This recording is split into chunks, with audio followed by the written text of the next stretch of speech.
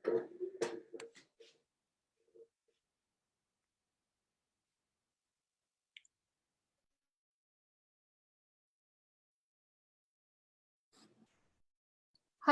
good morning, and welcome to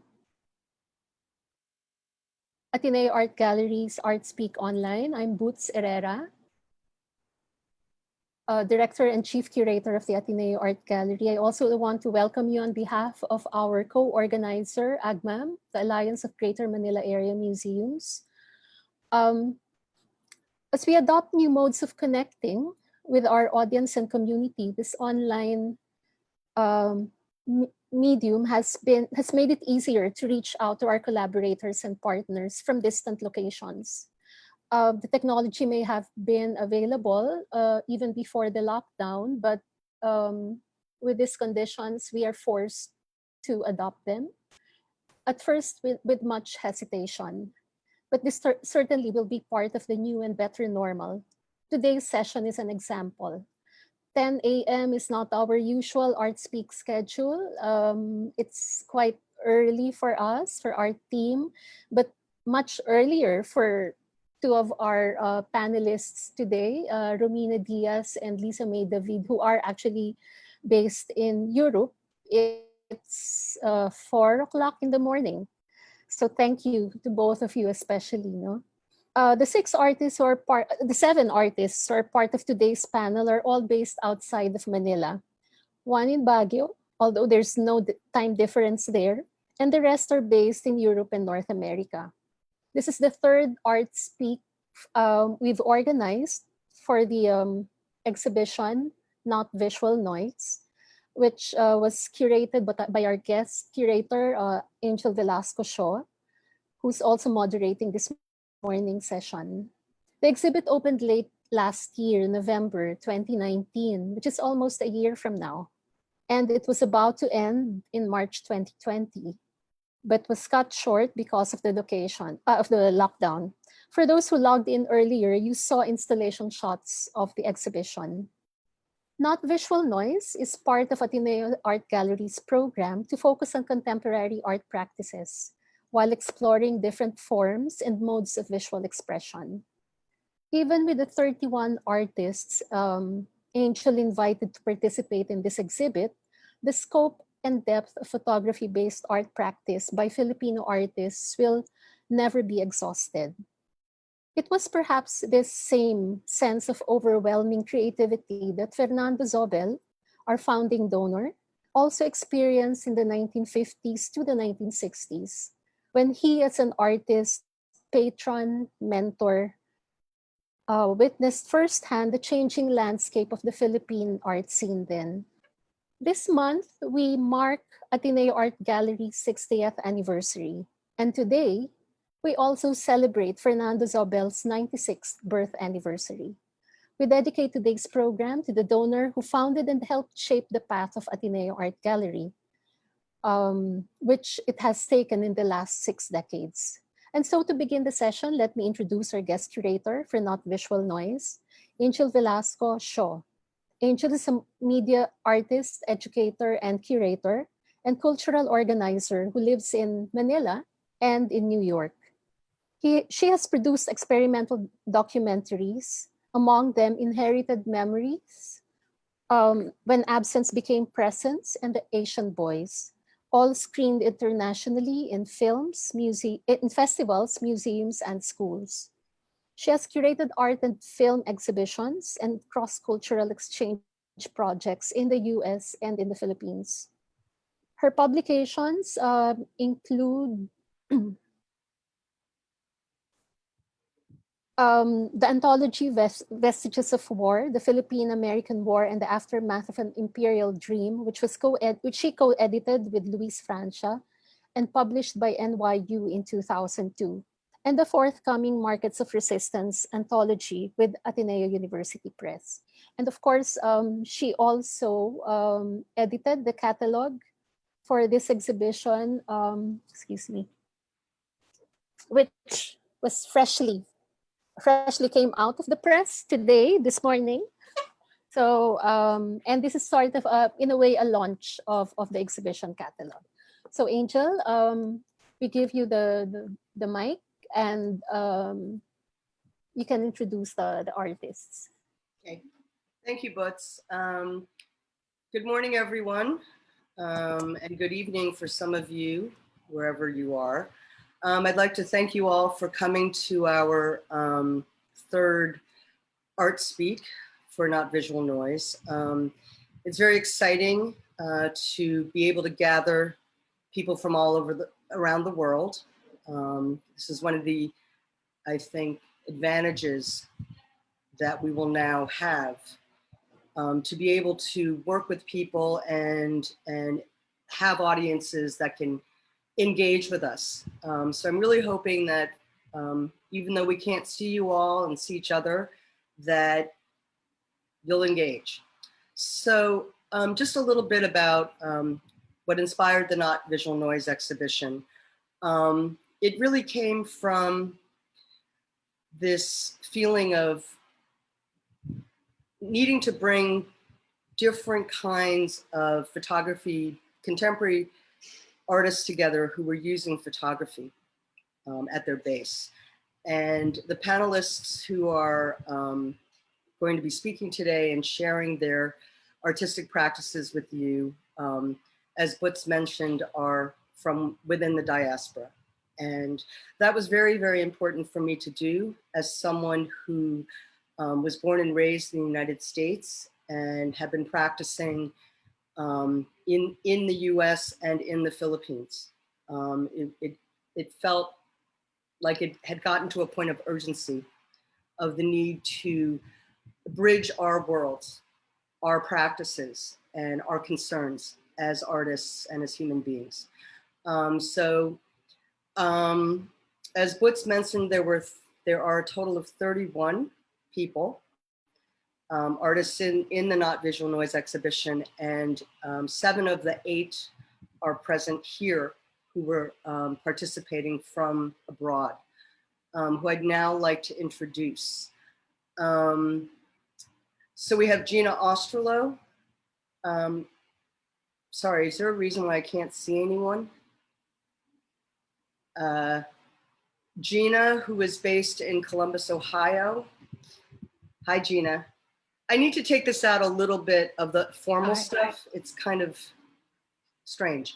Gina Ostrolo is a multimedia artist, educator. She's also represented here locally in Manila by Silver Lens Galleries. Hi, Gina. We have Stephanie Syjuco from the Bay Area, from San Francisco. She is also a multimedia artist and an educator. Hi, Stephanie. Hi, nice to meet you. Romina Diaz, who's here participating at one of the 4 a.m. in the morning people from Florence, Italy. She's also a multimedia artist. We have Rick Rocamora, who's a veteran long form documentary and photojournalist. Hi, everyone.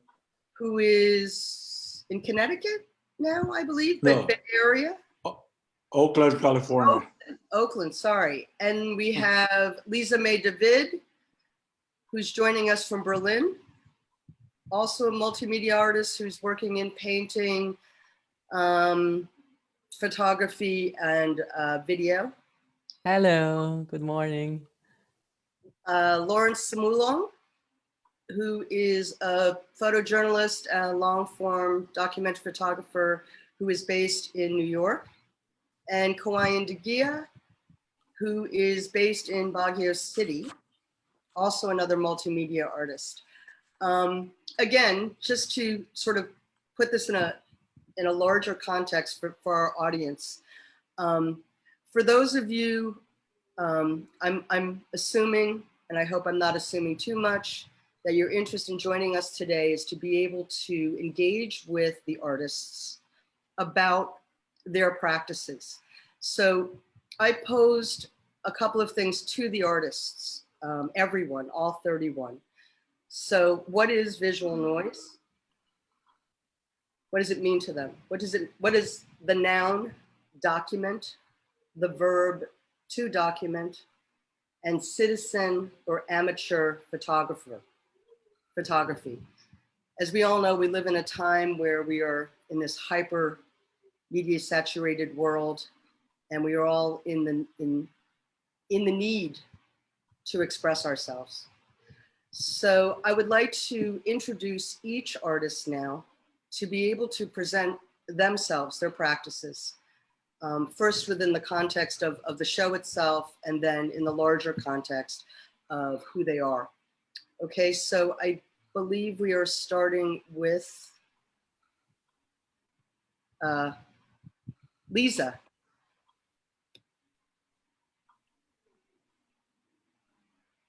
Yeah? Hi. Hello. So, yes, so I will just start now.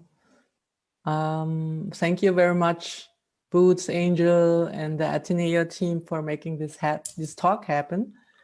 As Angel mentioned, my name is Lizza May David, and I'm an artist based in Berlin, working on, with, or circling on issues of unknowing, rereading time and spatial relations, and its translation mostly into painting or other forms of media.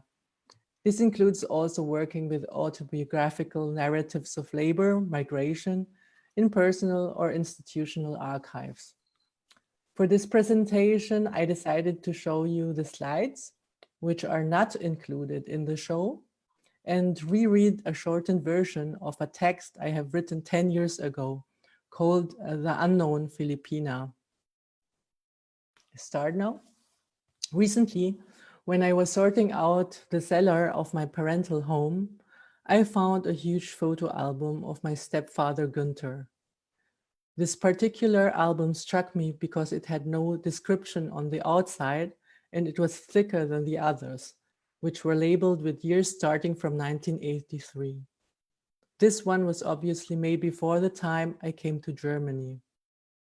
It contained a collection of snapshot photography, portraits, and landscapes from Southeast Asia.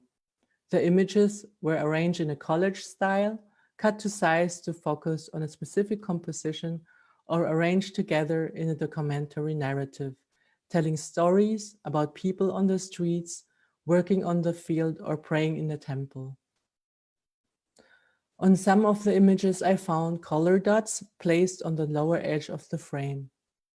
In the last pages of the album, I found a copy of a 1977 newspaper article folded together with a report of his impressions about the tour. The article explained that in the 1970s, the Japanese company Osawa invited German camera salesmen and photographers to visit parts of Asia in order to strengthen economic relationships. This included informative tours to factories in Japan and other destinations in Taiwan and the Philippines. The highlight was when 91 Germans started their trip in February 1977. Günther was one of them, a photographer from Northeast Bavaria who was working in a family company called Photo Eckart.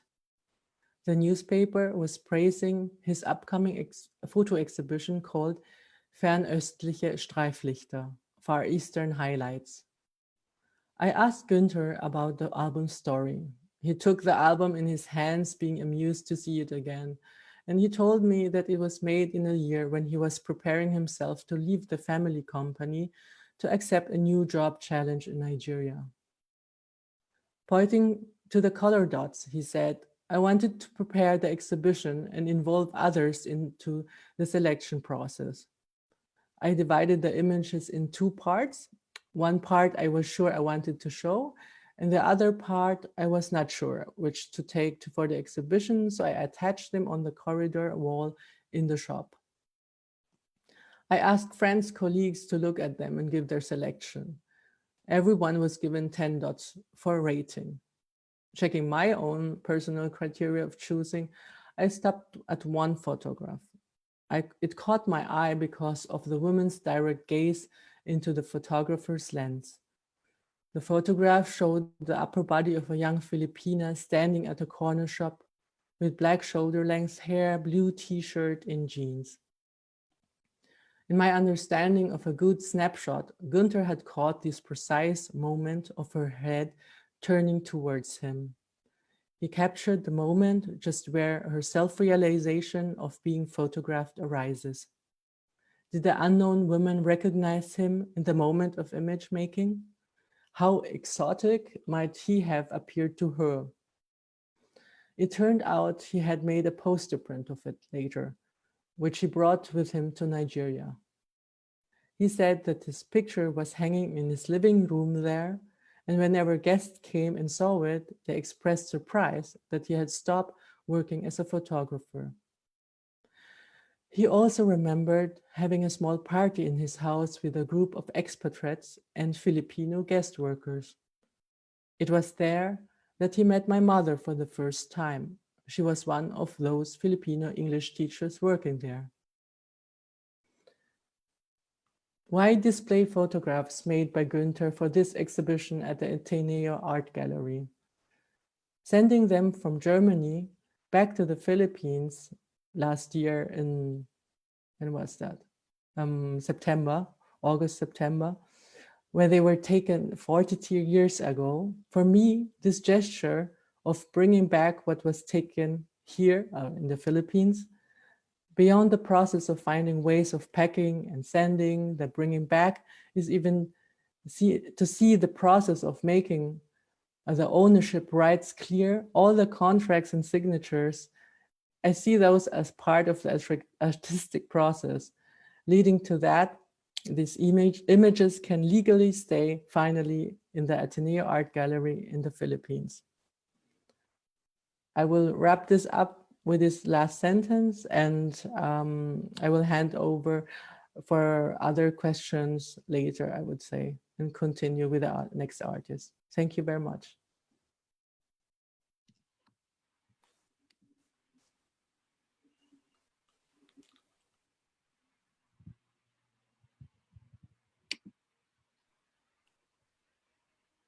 Hello?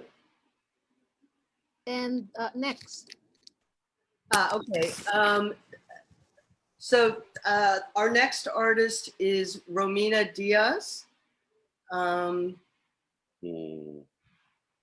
Or is it Kawaiin? Sorry. I don't have the order in front of me.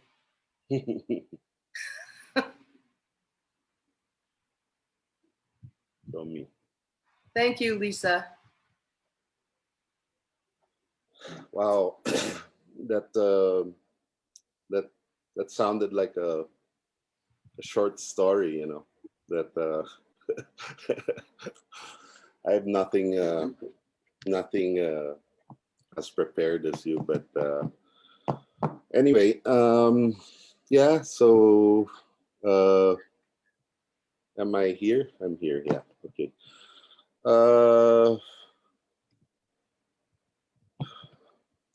Okay, so primarily photography is not the main line of the work I produce, but it has always been part of my practice since I was a kid. And how I came about these photographs, these books, these moldy photographs was, I think, through Tommy Hafalia in the late 90s when I came back to Baguio and was starting to really understand the mountain culture. I would tag along with him as a cultural observer, which I think is also a very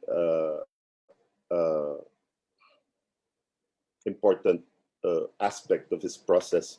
It's not just snapping away, entering a ritual, and getting what you want and leave. So I think this thing about time, about observation, and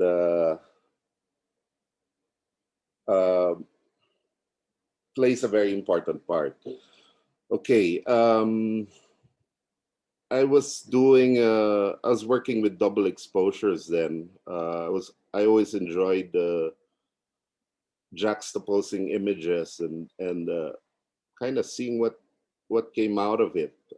Most of the time I would lose 80 or 90% of a role in a role, and have one or two pieces to stick with. Now, probably during one of these sessions, I would just shoot and throw the film into a basket, and maybe 5 years later pick it up and reload it. These come from different places, different times, not really knowing what would come out of it. And I accidentally discovered that mold started to grow on these photographs. I decided to develop this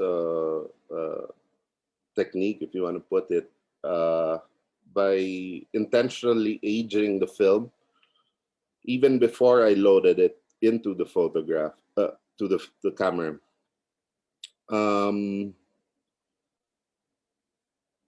I think since I was doing this always at the side, I have that that freedom to play with the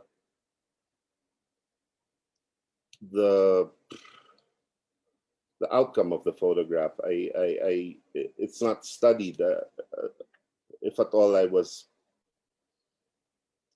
almost having some sort of anarchistic type of photography. Wrong exposures, bad developing. But I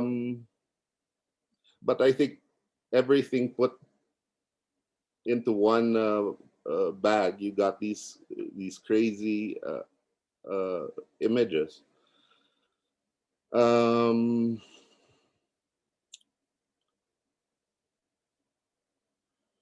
Yeah, so for Not Visual Noise, I created a large book, almost like a diary, that was trying to recall sort of over the past maybe 10 years. So a new photograph for me would be 10 years old, 5 years old, because of the aging process. Yeah. Angel, I don't know. We can talk about it later.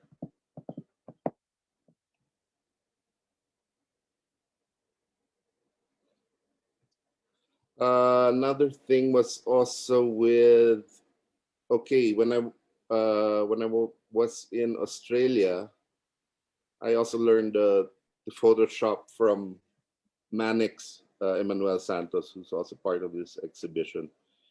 And it is only through Photoshop that I'm able to dig out the image, because otherwise it would be impossible, or if not, you had to be a master darkroom technician to really get out these cracks and whatnot. So yeah.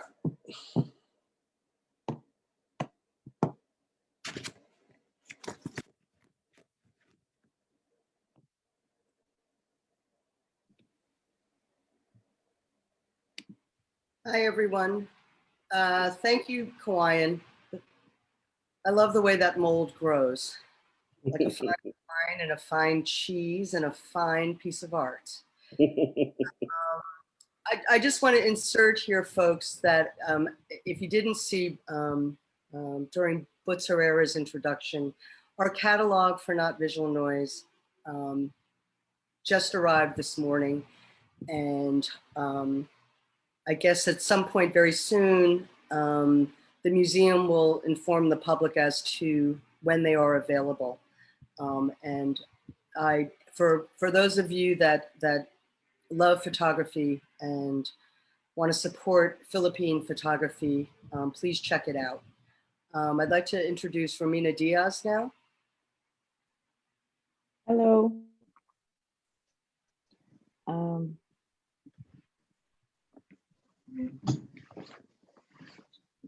I on? So my piece is called Puzzling Progress. It's been a piece that I've been working on for a long time, since I started with photography in my show, in my first photography show in Finale, called Stagnant Energies, where I was going to different parts of Italy and photographing abandoned places, because it seemed like in the Philippines we had nothing that was abandoned anymore. Anything that was built was then taking over. So Puzzling Progress is a huge table. I don't know if you guys saw it, but it was a huge table with 18,000 puzzle pieces that made up one photograph. And it's a fitting metaphor of the work and restoration the global populations have to become a part of, to save the fragments of our environment, of our history, how we must reevaluate and restore what we have left. This is a conceptual photography. The material that I chose in developing this photograph, or these photographs, are deliberately selected to generate an interactive and social effort. The images have to be reconstructed and completed by different people across generations and different walks of life. This is a collaborative partnership. It allows us not only to construct an image, but to interact with the visual composition and associate with other people who are helping us put pieces back together. Through this exercise, we understand the body of work behind rebuilding the bigger picture. As for the moment, I'm going under experimentation of materials such as puzzles that can make an entire image, looking even at mosaic blocks, wooden puzzles of different size, and cement panels, tiles, shredded paper, ripped. Basically, I'm on search for material that gives the metaphor to the difficulty of the reconstruction we all have to partake in. I'm also looking deeper into social matters, diving into migration, waste, and poverty. I'm approaching aesthetically materials reminders of the destruction, observing what is happening, not only historically, to many monuments being lost in the progress of the Philippines. At the rate we are going, everything is turning into rubble. This is represented by the numerous pieces that create a strong sense of material essence. The photographs that are chosen here are in places that express story. Visually, you can recognize the creation, destruction, and abandonment. History is a material. It is what remains of our story.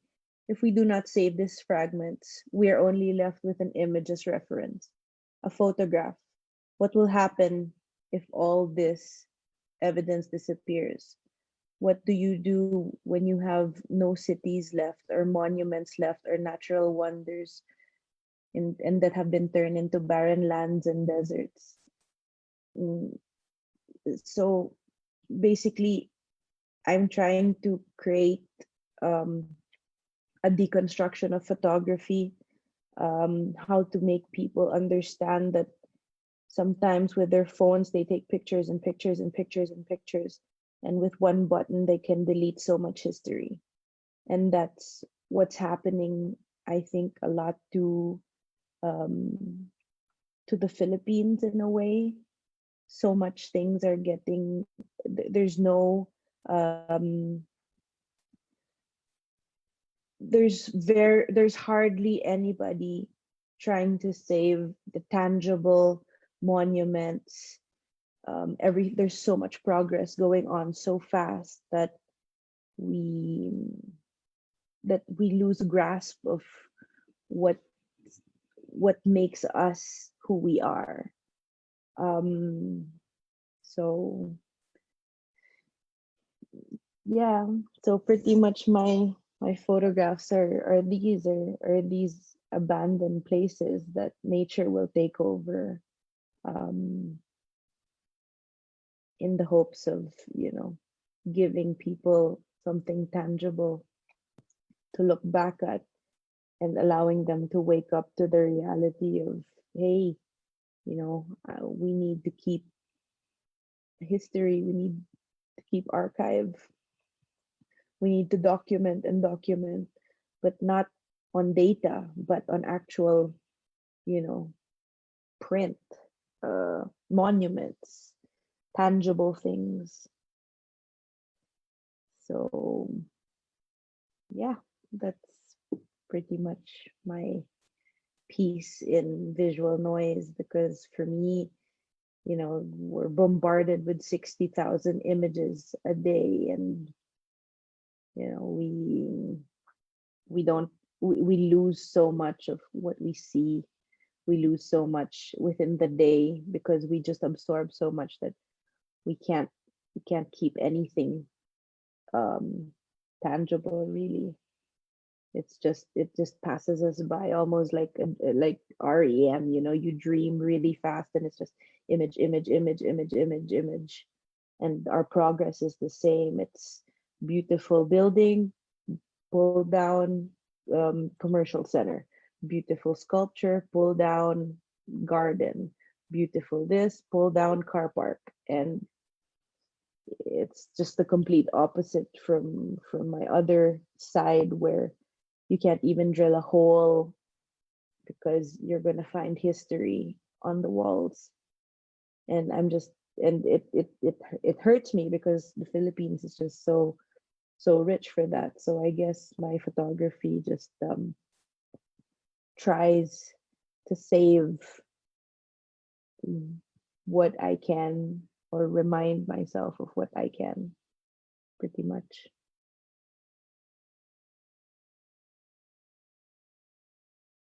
Hello?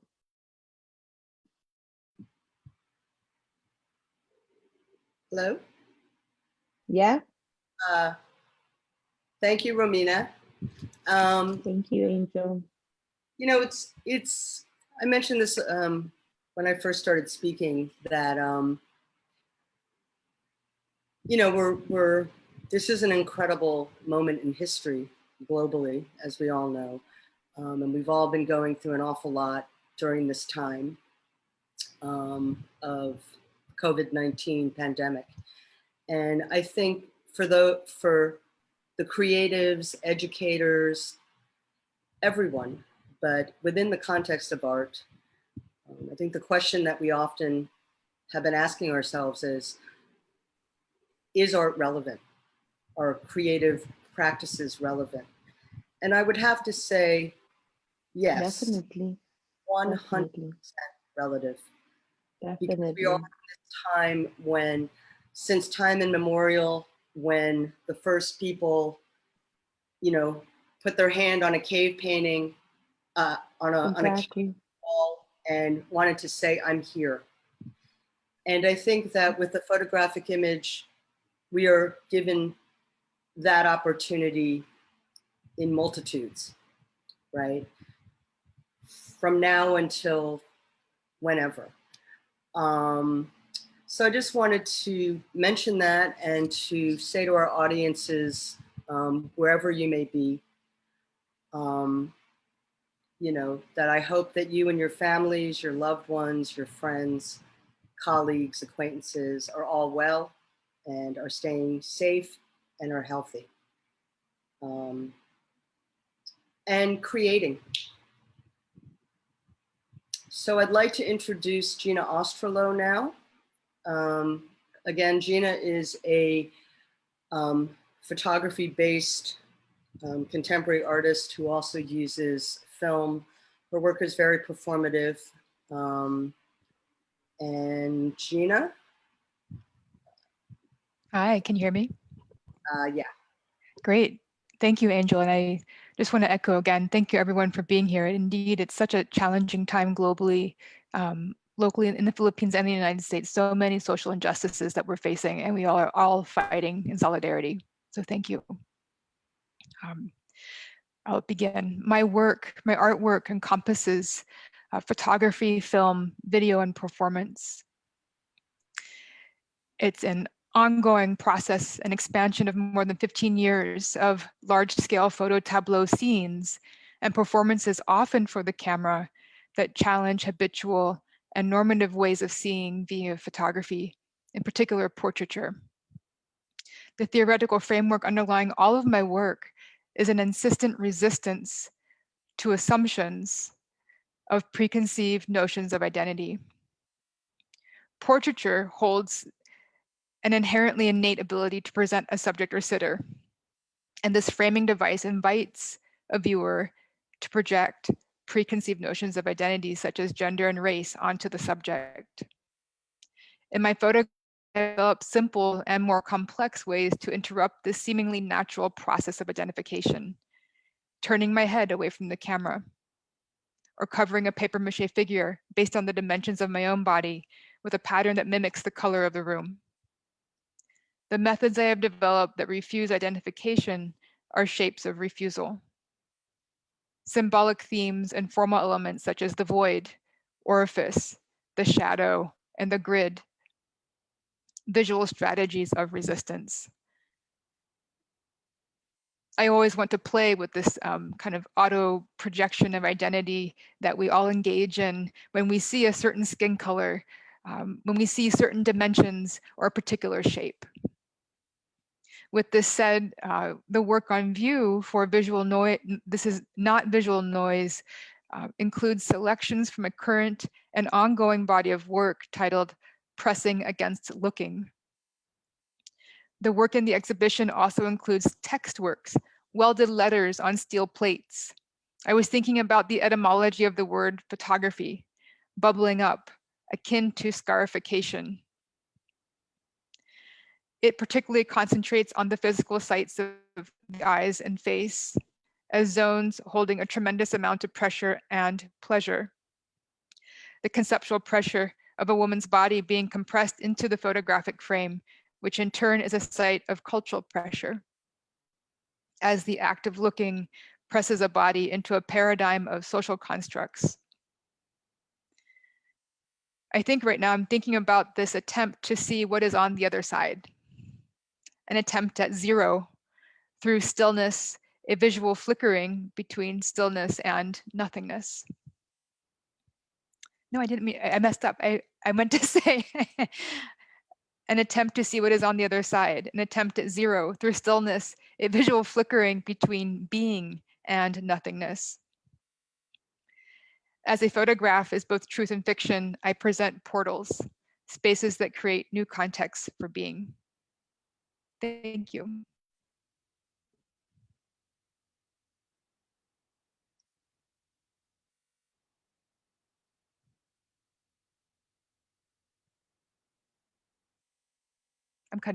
I had a concise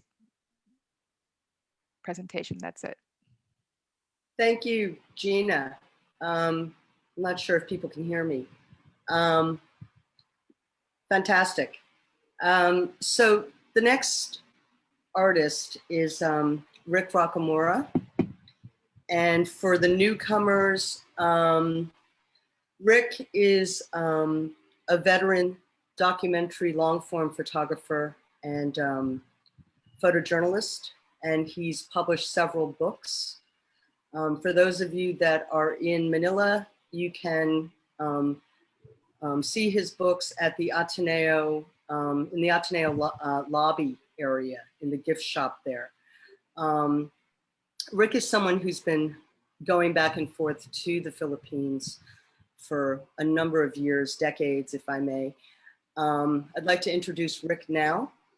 And just to say one more thing that, you know, the diversity of the artists participating in Not Visual Noise, I think, or I'm hoping that in this artist talk that people will get that sense.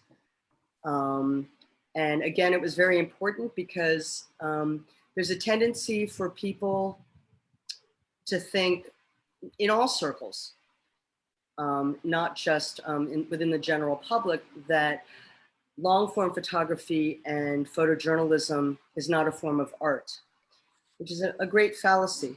I mean, it may be the case that during Alfred Stieglitz's time, at the turn of the century, the turn of the 20th century, that documentary photography was only seen as an art then. And I think we have a lot to thank Stieglitz for, and Steichen, as these photographers who really let the world know that there is not one form of art or photographic practice. So I'd like to introduce Rick now. Hi, Rick. Hello. Anyway, am I on? Magandang umaga sa inyong lahat, and thank you for joining us. I don't have any formal education in terms of photojournalism, documentary, or art at all. So I learned my skills and practice through self-study, asking friends to help me, and asking people questions. I've been influenced by the works of Gordon Parks, Eugene Smith, and Eli Reed, Ed Kashi, Kim Cominich, Susan Maicelas had been some of my heroes and mentors. So my work is a combination of what I learned and practiced during my corporate life. I spent 18 years of my life in the US as a regional manager for a pharmaceutical company. So that was my life that I left more than 30 years ago when I quit corporate life so I could do something that I enjoy so much and I like to do. So in relation to my work, the biggest motivator really is when I get angry. It is something that really forces me to pursue a project, head on, and to devote a lot of my time to finish it and explore at all the avenues of the story so I could share it to my audience. I am very interested in issues about human rights, civil liberties. I'm fascinated and been looking for ways to explore the scenes of the church, especially the Catholic priests and the clergy. I prefer projects that will trigger debates and disruption of common practices. In fact, I really enjoyed investigative photojournalism. One of the critical part of my work is access. I believe that access is attainable if we convince our subject or the person we're asking to that the access is not about for us. The access they're giving us is for us to help them or help them solve their problem. So in many ways, it's been my effective way of gaining access in relation to my project. I've never really worked without an end. I always plan my work from the beginning. That came from my corporate practice. So right from the beginning, I will think about who are my target audience, what kind of access do I need, how much time do I have to do, where will I get the funds, and so on. So right from the beginning, my mind, it's the written 25 words, but in my mind, I have a direction where to go. These projects are all over us. But I pick those projects that are not easy to do, or if it's been done before, I will work on projects if I can find a new angle to it. And as much as possible, I I have a way to reach my target audience. So over the years, I've done a lot of work. I've divided my work into segments. Aside from work in Cuba, Nicaragua, El Salvador, and Vietnam and other countries, my work now is divided in two aspects. My work in the US is about the contributions of immigrants and the racial and national discrimination that they experience, plus the violation of their civil liberties. In the Philippines, my focus is social inequality, human rights, and civil liberties. So the reason I'm doing that is because I like to have a common thread of my projects, which means that everyone can relate to each other. Some of these examples are like in the US. One of my early projects I think it started in 2000, is about Silicon Valley. The title is Silicon Rise, Making a Difference to America's Future. The reason for that is because while on assignment for the examiner, I was supposed to photograph the president of the company because they're launching a new product. And in the lobby, I met this older Indian computer engineer, and he said, I was the one who made the product. And I said, how come I'm not making your pictures? I'm taking this picture of this white guy because he's supposed to be the president and he's representing the company, but you're the one who created the project. So from that time on, I started working on the projects. I photographed Bino Dam, who created Pentium, Sabir Bhatia, who created Hotmail.com, Binod Khosla, and many more. So my objective for Silicon Rise is to honor and recognize the contributions of South Asian, Chinese, and other immigrants in Silicon Valley, especially with the H-1B visa holders, because there's so much attack towards them that they are taking jobs. In fact, when I do a lecture about that work, I always say, if you see somebody in Santa Clara wearing salwar kameez or kurta pajama, you don't have to say, why are they here? Probably the right expression that you should say is that she might be the wife or the mother of the owner of my company. I also did a project about Muslims in America. Right after 9/11, I was, attracted by a speech being delivered in San Francisco by a Muslim convert, saying that because they share the same faith of Islam, they're being blamed for what happened after 9/11. Right immediately after listening to the radio, I went to a mosque and I promised to document their community and put a human face to the Muslim community in the Bay Area. The title was Freedom and Fear, Bay Area Muslims After 9/11. I spent months and some years towards that project, going in and out of mosques, going to their events, because I would like to show to my audience who the Muslims are, what's their contribution to America, and they're good citizens working in academia, in medical technology, in Silicon Valley, and more. I also did a project on Filipino World War II veterans. These are the veterans who fought in the Second World War, but because of the Rescission Act of 1946, they were classified as second-class citizens, second-class veterans. If a Filipino was wounded during the war and received a Purple Heart, they're only entitled 50 cents to $1, while an American who fought the same war, carrying the same arm and wearing the same uniform, gets the full dollar.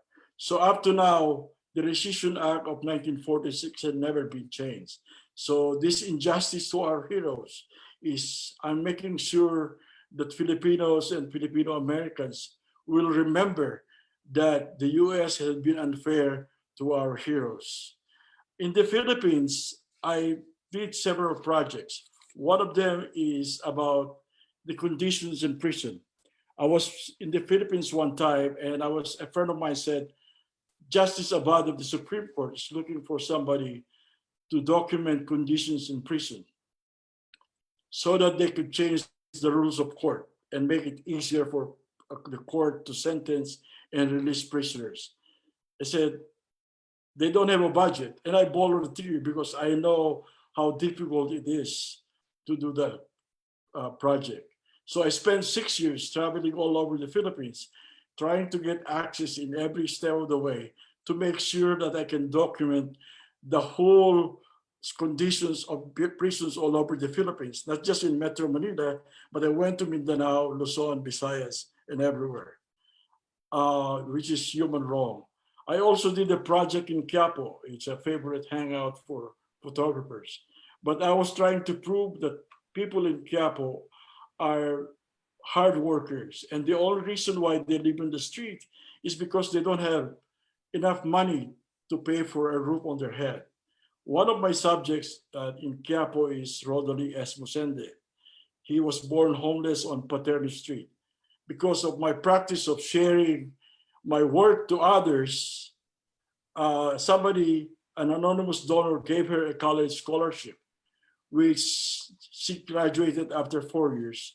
She's now working for a company, got married with an accountant, with a child, and no longer living on the street. She lives now in a condominium in San Juan. So I have other projects going on. I had commissioned work to do the Angara book because of the legacy of Senator Angara. One of the things that I like to share is how to raise funds, because it's critical for our work to be able to raise money. To publish the book on Quiapo, instead of crowdsourcing for $50, $100, I asked 3 friends of mine to give me $5,000 each, and the book got published. The Human Wrong book, since I was targeting the lawyers, I asked IPP to consider it as their initiative, and they raised the funds, and the book was published. I have a forthcoming book about the Sigma Rho. I'm almost done with the 1 million fundraiser. So that's part of my work. Right from the beginning, I will try to plan all the way to the end. And so far, I've been very successful. So for my future work, I'm working on a divorce issue in the Philippines, which is scheduled for exhibition, hopefully by next year. And also, I'm revisiting my work after 9/11. And because next year will be the 20th year. My Marawi work, which is part of the exhibit, is a continuation of my work that I started in the 1990s about the Muslim community. Since I experienced discrimination in America, it's one of those that I can relate, because Muslims in the Philippines have been discriminated many times over. So the Marawi pictures is for that purpose. Hopefully, I'll publish a children's book, so children of Marawi will be reminded of what happened to their community during the siege, and to make sure that people will not forget what happened and how military firepower is so destructive. I think that's it. Thank you. Thank you very much, Rick. That was really rich, your presentation just now. You know, just a little tidbit, folks. Photography in the Philippines has, by Filipinos themselves, I believe, first began in I think, 1895 with a photographer who, in the Visayas, in Iloilo, who was documenting the landscapes. And fast forward to 1967, national artist Ben Cabrera, who's also in the exhibition, had a photography exhibition featuring Romy Vitog, who began as a documentary photographer and later became a very well-known cinematographer. And then after that, subsequent to that, exhibited 5 documentary photographers. And so I think it's important to note that photography has had this place within Philippine art history. It's not new. And as you can see from what you've been hearing so far, you can get a sense of this diversity and the distinct way or ways in which each of these practitioners are using photography to tell their stories and to share with the world what they are experiencing and what others are experiencing in the world today. I'd like to introduce Lawrence Sumulong, who is based in New York. And Lawrence will talk about how he was able to combine past and present technology, actually, with a Viewmaster toy and his body of work today as a documentary photographer and artist. Lawrence? Thank you, Angel. Honored to be amongst such esteemed company, which begs the question, why am I here and a part of the exhibition? And so the slideshow you're going to see is about 10 years of travel, going back and forth to Manila, different published work, culminating with Dead to Rights, which was the Viewmaster stereoscope that I showed at Not Visual Noise. Dead to Rights and the stereoscope have kind of like these B-roll shots that I was shooting in between all of these series. And so it's put together as kind of an absurd retrospective. One outlier, which in the slide that you just saw, is obviously Francisco Goya's Disasters of War plate and the poem that I wrote in college. My formal background is actually in creative writing. And my mentor then instilled this idea of always working in strict forms. So sonnets, sestinas, there were non-Western forms as well, like the pantoum. And that was a way for students like myself to understand what before moving on to free verse, understanding the rules and how to sort of structure rhythms and things like that. Number 15, which is the poem you just saw, is an ekphrastic poem. So to put it very bluntly, an ekphrastic poem is a written piece about visual art. And so it's already a bit removed from reality, and it inhabits this strange space. And so what I really dug about Goya's work is that it's actually an etching that was almost like a precursor to photojournalism. It was an idiosyncratic way of reporting the news. And so I wrote this ekphrastic poem in the position and perspective of the person being tortured in the plate. And so for me, those two things, ekphrasis and also that whole series of Disasters of War, were kind of precursors to my own photographic practice and the travels I would do going back and forth to Manila for about 10 years. And in the same way that I was working in different poetic forms, I would try to find an appropriate photographic process for the subject matter that I was trying to do. So for Haiyan, it was wet plates or digital files that I created into ambrotypes to sort of recreate timelessness and also reflect on the idea of the nature of news and how it seems to pass by. For Manila Gothic, which is the blue and yellow duotone, that's a forensic camera shooting in full spectrum to report on the drug war and extrajudicial killings.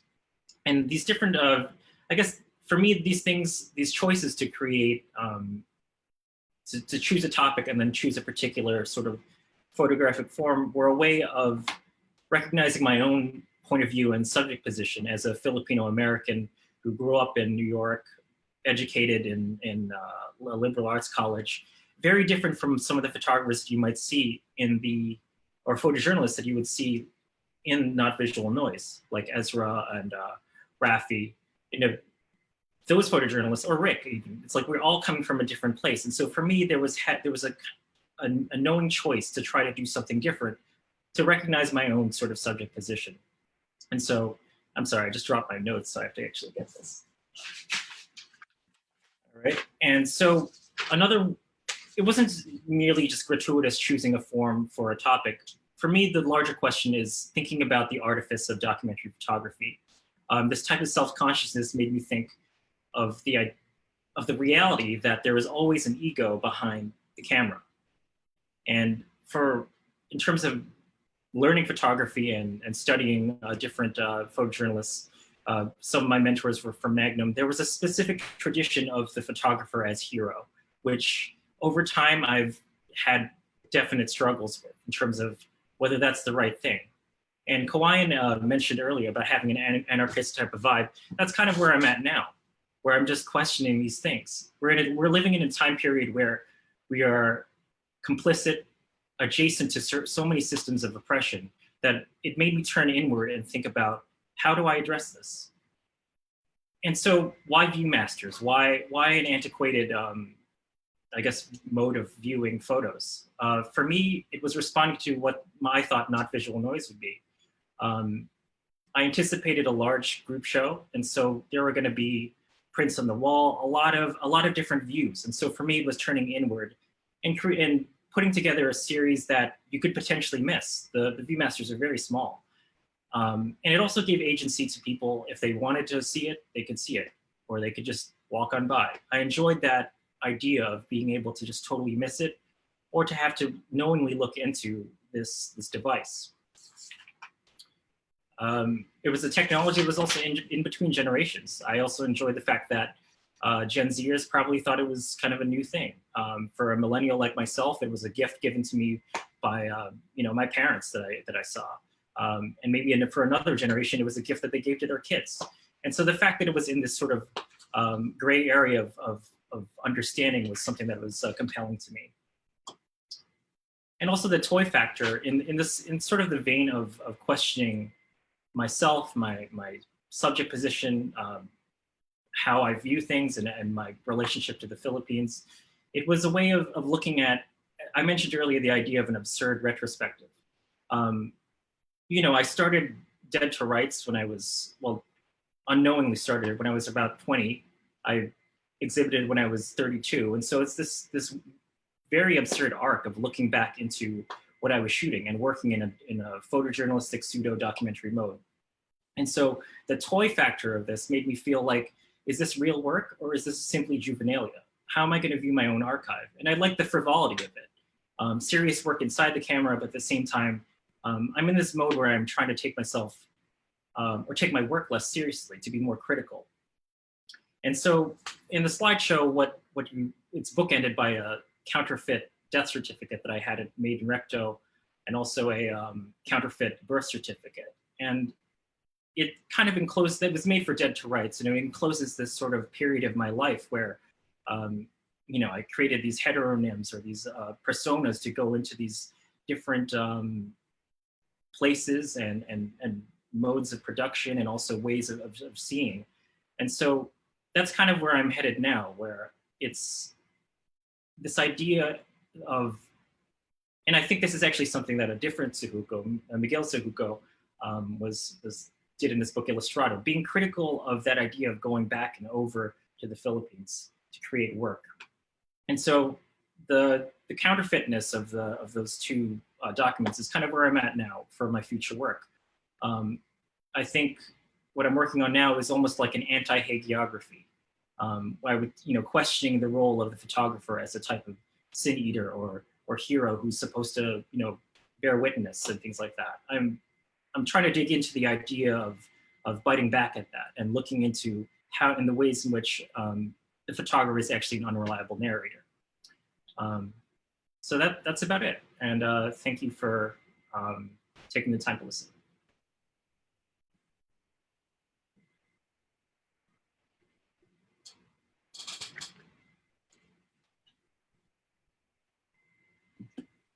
Hi, thank you, Lawrence. It was great. Hopefully we'll be able to show an image of Romina Diaz's puzzle, the actual puzzle. What all of you saw, I believe, is a still photograph. The puzzle was 9,000 pieces. And I'm raising this now because many of the pieces that are in the exhibition are very interactive. Lawrence Kawaiin, Romina, and interactive in another way that's different than just the act of looking, right? And it's something that I'm hoping that people will participate in asking the artists questions about, because I think you can all hear glimpses of their practices and what their concerns are. And these questions again about what does it mean to document? What is a document? And how do we use photography as a medium of expression? I'd like to introduce now Stephanie Syjuco, who's based in, I think, San Francisco or Berkeley. Stephanie, where? Oakland? And I hope that Oakland. Oakland, my goodness, I hope that all of you are safe. The California fires are raging. So I hope you're feeling better, Stephanie. Stephanie is a multimedia artist and an educator as well. And here's Stephanie. Thank you. Great. It's great to be here. And I realize I'm the last speaker tonight, which means that I'm going to keep it pretty condensed, because the slides that I chose to show are actually not the work that is in Not Visual Noise. But I can describe what I did include in Not Visual Noise, which was a new video project called Index Digitalia. And it was essentially every single JPEG image on my hard drive turned into a looping video with each image flashing on the screen for just 1 second. So without any form of editing or consideration for what a private or public image could be, I turned a kind of very personal research area, which is my laptop, into a public display. And so that's a video projection that's in the exhibition. And so I guess it's also a really good place to start in terms of thinking about noise, because with the notion that we're bombarded with so many images today, and there are photographs which are printed, and then there's also JPEGs that float through the computer screen. Recently, even though my background is in sculpture, and if you'll notice from a lot of these images, they actually are large scale installations, or in some case interactive social practice projects. In the last 3 years, my work has actually turned towards what I would consider more image-based. And I actually, I don't identify as a photographer, because I feel like that's a craft that I'm purposefully staying away from. And so what you're looking at in my work are ways in which the image becomes translated in different ways. And sometimes those images turn into objects. So in particular, this image that we're looking at right now is a detail from a large installation where I've downloaded lots of different research images from the internet based on looking at the colonial history of the Philippines through the American lens, and mixing it also with museum artifacts that I'm downloading images of from the Metropolitan Museum in New York, all the way to different natural history museums throughout the United States. And there are also vintage images that are kind of peppered throughout, mostly of Filipinos looking in mirrors or looking for themselves within the kind of flux of images. And I guess this all started, these bodies of work came about in thinking really over the past 4 years as an artist working in America, where obviously the political upheaval and also the kind of xenophobia against both immigrants and also those who have been here for decades or even centuries has kind of risen to the surface. And it's really brought forth a more political aspect of my work. And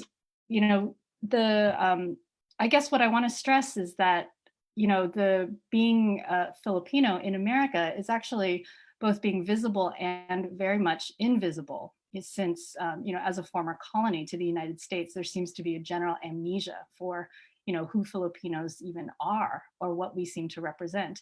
And if we think about how photographs become a way in which history is kind of archived and put into historical record, the photographs of Filipinos in the United States is it's paltry in many of these archives. And so I'll just finish by saying last year I was a Smithsonian Artist Research Fellow at the National Museum of American History in Washington, D.C.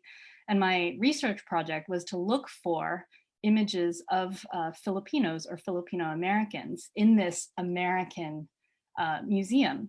And so I spent several weeks in the archives, and it was very clear to me that we were barely, if at all, represented. And if we were misrepresented, mislabeled, misfiled in some cases, or cataloged in ways that make no sense at all. And so moving forward and thinking about how the United States can better represent its own history, part of what I'm trying to do is bring forward the ways in which things are visible or invisible. And so what I'm hoping on doing is creating more of these installations that are a complete cacophony of references. So everything from vintage imagery to contemporary, color calibration charts used in photography, to the very bright chroma key green that is also used in post-production, or utilized in post-production to superimpose another image into the background. So I think with that, I'm going to wrap it up, and I'm really looking forward to the discussion with everybody. Thank you very much.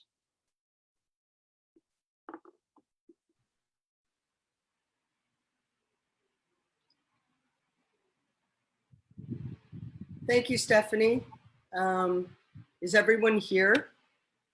I'd like to now move the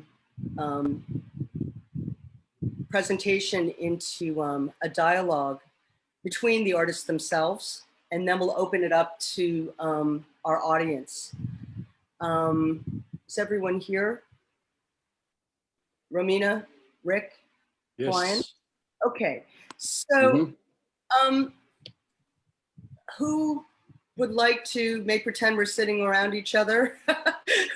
Who would like, do you have comments or questions that you would like to engage with each other about your practices?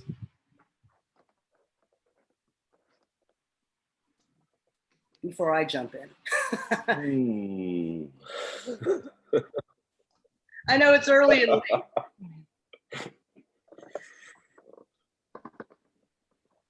Oh, I have so many questions. Thank you, everyone. It's just such a treat to be here and to hear everyone speak about your work.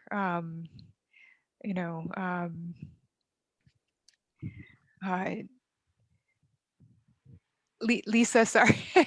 I think I wanted to ask, how do you begin? When you, because your practice is so varied, right? And you have an arc of multiplicity throughout all of your work, and I'm so attracted to how it can't be pinpointed through a particular style, which is also very risky for an artist.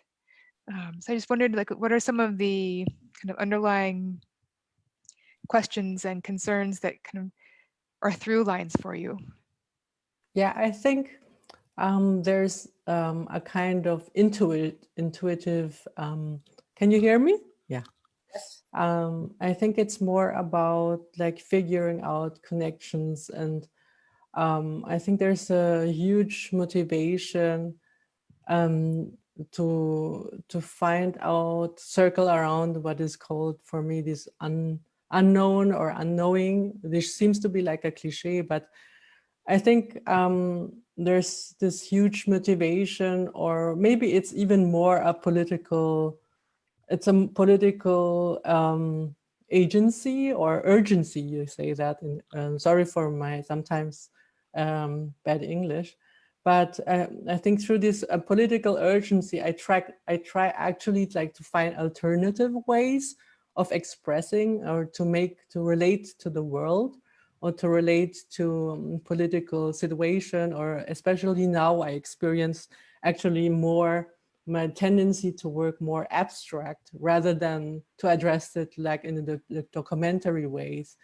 I also, when working with photography or video, I was really struck to learn more and to investigate more about the facts and the truths and the narratives. And then using that as a motivation, I tried to reach out to more like like time and space travel. I have the feeling nowadays, and also like making a relation, talking with the air, for example.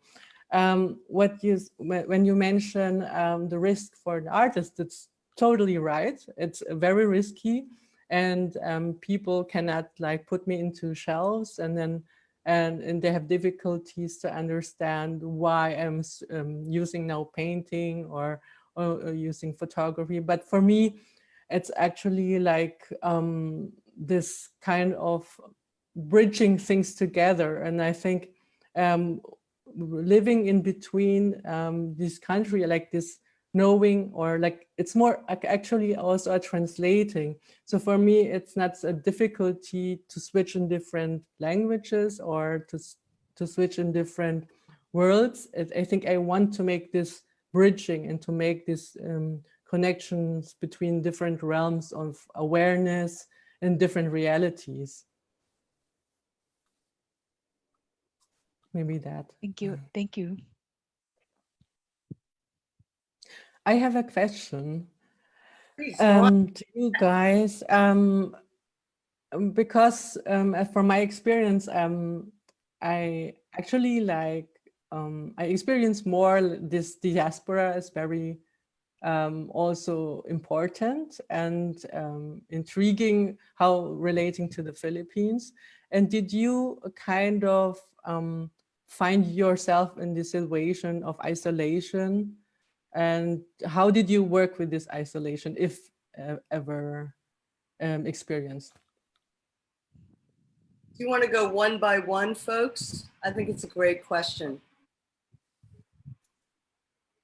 Maybe you start with Stephanie or Stephanie, unmute. Happy to answer that, actually. So I feel like I was lucky in the sense that, I grew up in the Bay Area, which is one of the largest, Filipino American populations in the US. But I feel like I can say, I'm in my almost late 40s now, but when I was in art school, the representation of other artists, that were at my school or that I knew who were Filipino or Filipino American was very, very minimal, except for, say, like Carlos Villa, at the San Francisco Art Institute. And I think there's also an interesting, in the US, I think what happens too is immigrant Americans wind up making lots of connections with other cultural immigrants, outside of your initial group. And so there's a very fascinating, I think, in a really rich way that being a Filipino American actually gets very large, because it's not just about, say, Filipino culture or even American culture, but many others. So I don't know if that answered your question exactly. Yes, but, yes, that's a nice experience. Yeah. It is. It's difficult in many ways because we still have white supremacy, but yeah. I think I'm working also with this German experience, which is like pretty hard because I grew up really isolated, and then this kind of like notion of like Filipino community I experienced later only in Berlin. And so there was a time period where actually it's pretty hard to relate to this identity. So that not knowing and the loss is actually also a biographical situation. Just to add that. Gina, how was your experience? It's gone through so many phases. That question of isolation is such a good one, because I grew up in Ohio, and it was always this yelling or question that was posed to me. Like sometimes I would walk through the mall as a child or in high school, and I would just hear out of nowhere, like, "Hey, what are you?" Or sometimes it's like, "Hey, are you white or black?" And so it was, as a child, you're just confused. But later, it's like, oh, right, that's the falseness of identity constructs, right? And so I think I always approach, um, and when I'm in the Philippines, or when I lived in California, it was like, I love driving through LA. My skin has never felt so at home. Like no matter what neighborhood, I'm just like cruising throughout whatever neighborhood. It's like it just feels right. Um, being in the Philippines, I just feel like I'm part of the air or the. But now I'm back in Ohio, so it's a bit strange, but also different than when I grew up, because there's a lot more immigrants here, more Filipinos, more Somalis, a huge multi-ethnic population of different immigrants here. So, yeah. Hi, Rick. Yeah, I think for me, because when I arrived in the States, I was not even a photographer. I don't even have a camera. So this is something really new that I took over at the tail end of my corporate life. So when I started, I was really focused on issues about the contributions of immigrants in America, because every documentary photographer in America are basically focusing to our communities, looking for the bad elements of our community and some of them are my friends. They will go to our community and say, I'd like to document your community. And after that, they forget about it. They get the grants, they get the recognition, they get the exhibitions, they made books.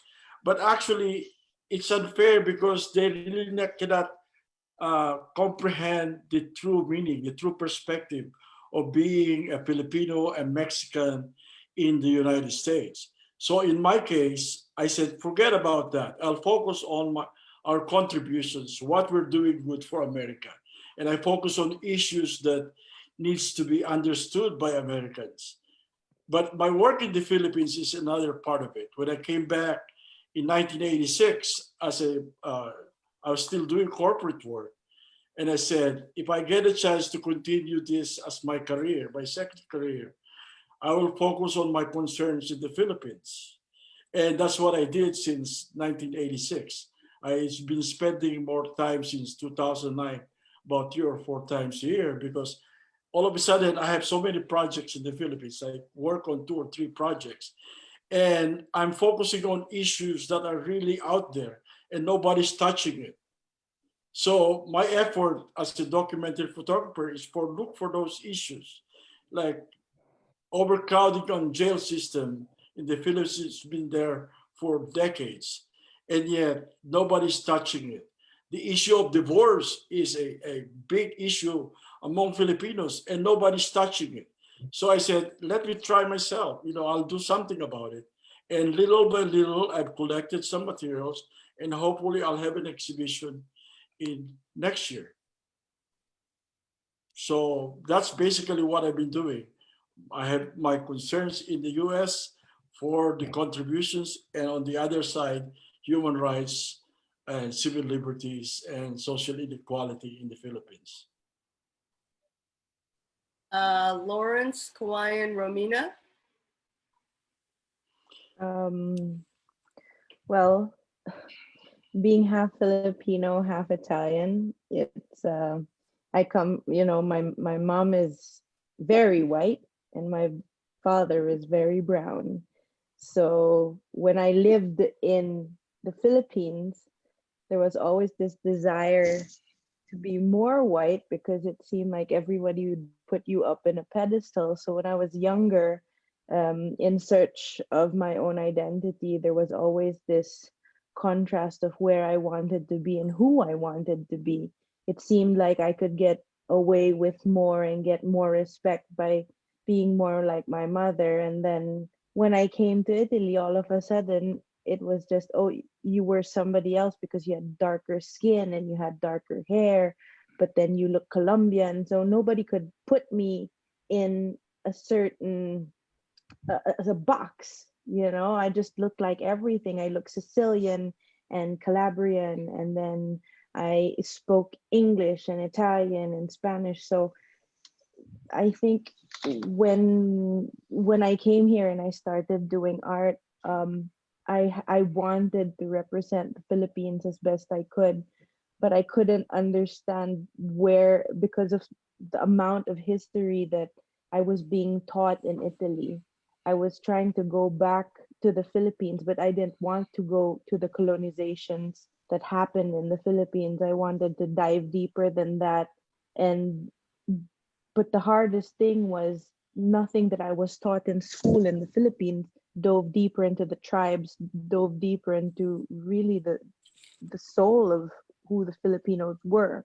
They were, and so maybe that's why, like, when I started doing a lot of um urban decay photographs and going into abandoned places, that's when I started to really look at the skeletons that were being exposed both in Italy and in the Philippines. And it's quite hard, really. Yes, you do feel isolated. Sometimes you actually feel lost. It's like, it's like, when ink, when what gets watered down, you have so much influences and so much inspirations, and you're hoping to find so much of your history, but your blood is so watered down into really the corners of humanity and the corners of race, that you forget where your race comes from, because it's all inside you. And so everything inspires you, you're and that isolation is actually more mental than it is actually aesthetic, and I think that's what we're all trying to do. Because as much as I am, like, I lived in the Philippines for 20 years, and now I'm 20 years in Italy. And when you ask me who I am, I can't answer you I'm Italian or I'm Filipino. I'm both. I don't live in a box. I'm and I don't identify just with one world. And I think that's where we start to release ourselves from this isolation, is when we actually accept that we're part of this bigger picture. Well, well, I think for me it's the opposite. My second name is Joe. Hey Joe, and yeah, I grew up this way. I mean, what I'm exposed to a very different Philippines that you are familiar with. So Baguio definitely is a different place. It's the highlands. It's also a very cosmopolitan city. And yeah, the Joe thing, I chew betel nut. I attend strange, savage rituals. I wear the G-string. So it's really the opposite of, I guess, what you're experiencing. Baliktad tayo. Yeah, super. And it's natural for me. It's my nature. So maybe I am as uncomfortable to a white man as you are. I don't know how to speak to whites. I didn't want to say that so bluntly that way, but I'm just saying I consider myself a brown-skinned Indio. But I think in the end, color or not, I think we all try. I would think we're all soul, and this is really just a physical manifestation, and I think our I don't know, my work talks a lot about the colonial histories and all these issues that you talk about here, but I think we can also go through something that goes beyond this, and something more fundamental and basic. So, yeah.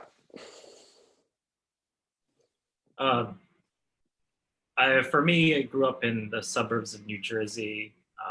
I went to school in Iowa, and my partner is from Ohio as well, in Cleveland. So been in certain spaces where, I certainly feel like I'm the only minority there. The isolation is real, and I think, referring back to my work, the way I dealt with that was kind of a very unnatural and almost very labored and a contrivance almost. I remember specifically my first trip to overseas. I emailed a photographer, Jess Osnar, to meet with as many, these heroes that I saw through the New York Times and stuff like that, to meet them, because I was so wanted to have a connection as to, the visual language of, say, photojournalism in the Philippines. Those are things that I didn't have in the U.S. Filipino Americans are the ones I knew were like me, like not separated from culture and things like that.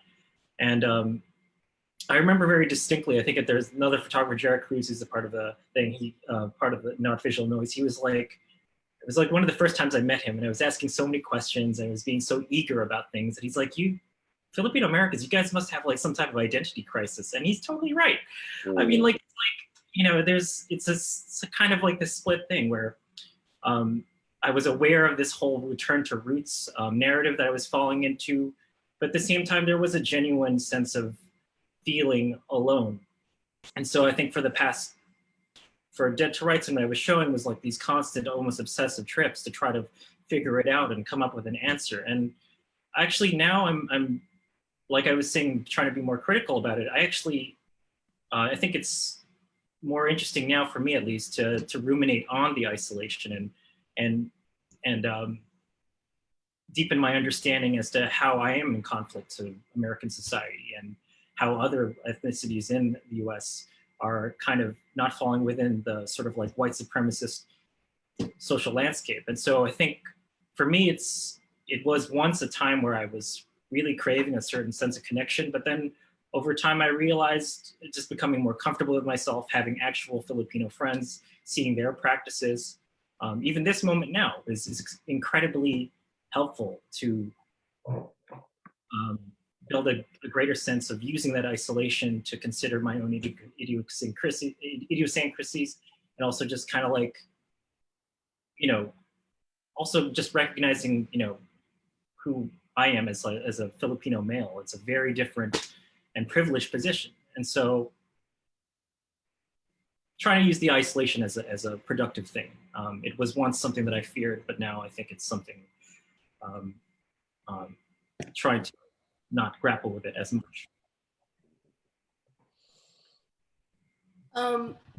I think we're going to have to open this up, or not have to, but I'd like to open this up to our audiences that we can't see, who are also in their kind of isolation. And I have to say, as a listener who empathizes with all of you, that empathy is key in whatever we do. And, these damn identity boxes, this thing about us getting funneled into this, what we look like, instead of all of it. We're all wearing masks now. Remember that, Yeah, right? we are. We're all... The screen. Oh, yeah. But you know what I'm saying? The screen is a mask. Yeah. I feel that I just wanted to say that this is one of the most holistic conversations I've been in a very long time, where we're hearing creatives speaking not just about their art and their practices, but the integration of it, of these elements that make us up and why we do the things that we do. And it's crucial. We're in a time where, again, empathy is key. in our isolations, in our ability to break out of the isolation and be with each other, even if we can't touch each other, right? So I'd like to turn this over to Butz, who is now going to read the questions of our audience. Is that right? Yes, yes. Well, before I do that, thank you for all your presentations. They were very enlightening. I'm familiar with your practice, but it wasn't as, it's interesting how you made it, you presented it in a very concise way, and really brought another dimension of appreciation to the works that you've shared with us through the Not Visual Noise exhibit. There are a number of questions. They're quite long. So if you want to follow the questions I'll be reading, you can just click, for the panelists, you can click the Q&A box so you can see the text. So first, I'm reading a comment and a question from Fiona Lazaro, who's an Ateneo alumna.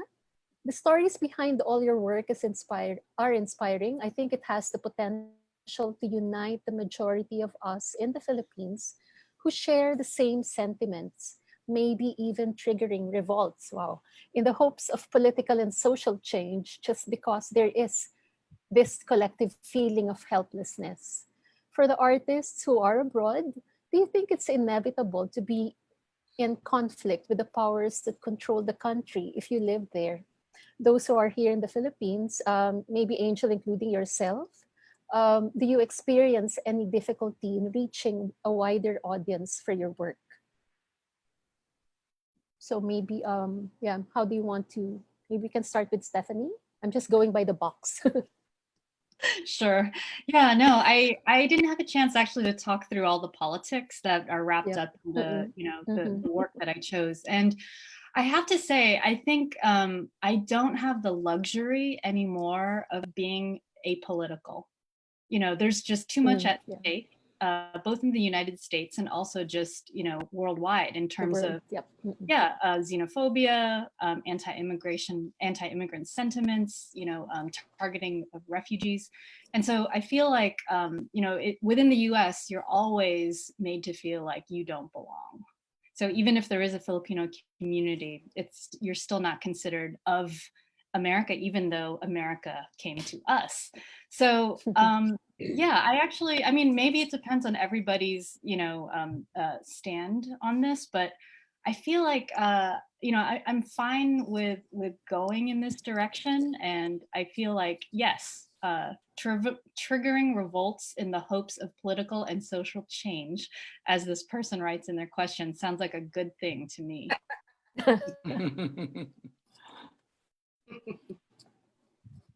Yeah, I Gina? also, Definitely. Sorry, Lisa, yes, go ahead. yeah, I just actually made a performance here in Kunstverein Hildesheim, which is near Hanover. And I actually just included, reported about our organizations, or like going on the streets here in Berlin because of the anti-terror bill. And then also because of yesterday funeral. And there are so many things happening that we actually here as Berlin community relate to. And it's important, I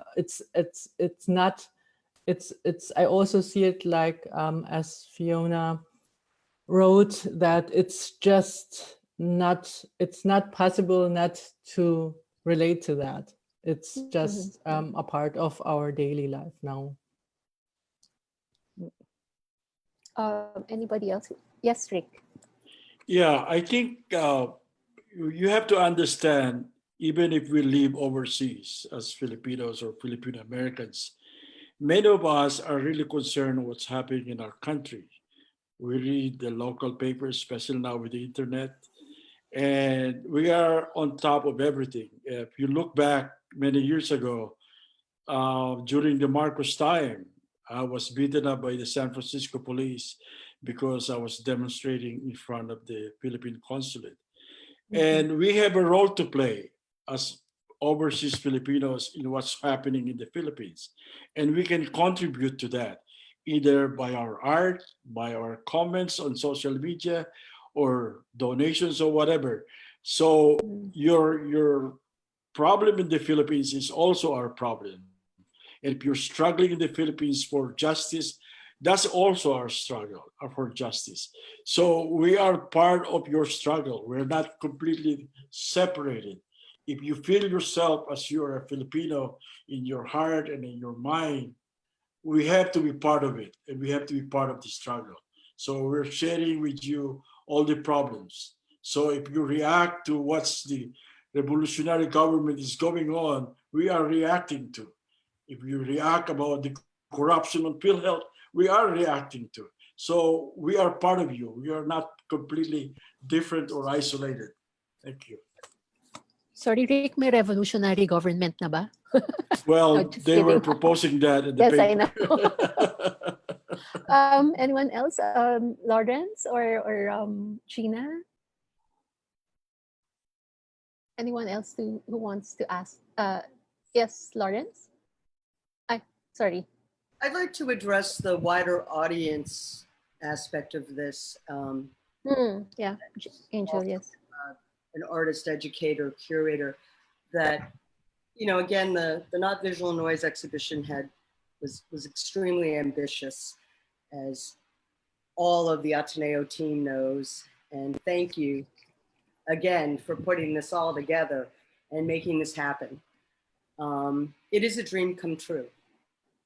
And I really feel that the awareness of audience and it not being singular, it being plural, and our abilities now through the internet, more so now, hopefully than ever, that we can make these interconnections, and that this audience, we have to reach within, right? Our own communities and expand out. And again, the whole purpose of trying to bring everyone together in the exhibition and for this specific artist talk has to do with that urgency. And for us to be able to really try to share with each other. Earlier, I think you all heard the different life experiences and insider-outsider dynamics that are present in all of their works, memory, this ecosystem of memory, and what we're all grappling with. So I think, you know, for Fiona, in terms of reaching wider audiences, that's where we need you. That's where we need all of you that are listening and watching us right now.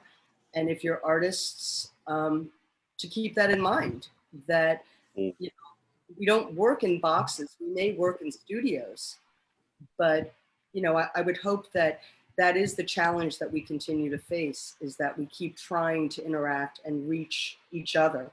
We are each other's audiences. So. Yeah. Yes, Kawaiin, do you want to say something? I